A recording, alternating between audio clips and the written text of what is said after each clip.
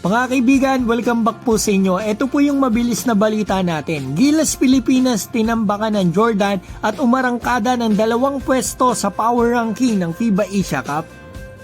Simulan po natin sa Gilas Pilipinas dito sa Saudi Arabia. Kanina madaling araw po nagkaroon sila ng tune-up game kalaban ng Jordan. Ang nakakalungkot mga kaibigan ay private po yung tune-up na ito. Walang lumabas na highlights o replay ng game na ito. Pero ito yung naabot ng aking makakayanan.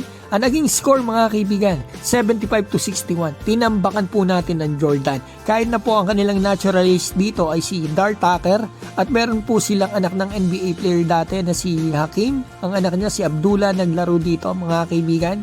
At kontrolado ng Gilas yung game mga kaibigan na halftime lamang na tayo ng 11 daw mga kaibigan.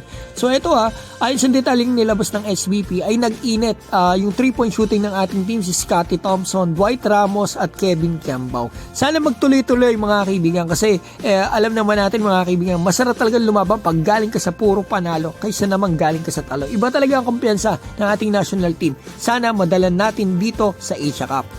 So ito po yung isang balita natin na mainit nakakalabas lang mga kaibigan. Nilabas na po ng FIBA, ang FIBA Asia Cup 2025 Power Ranking Volume 2. So ito para may idea po tayo, noong nakarang linggo at mga kaibigan, nilabas po nila yung Volume 1 kung saan napakalayo natin, pang-8 po tayo sa pwesto. So eto mga kaibigan, after ng mga wins natin sa tune-up games, eto tumaas po tayo ng 2 pwesto. Pang-6 na po tayo mga kaibigan So yan, makikita natin yung detalye kung bakit tayo tumaas.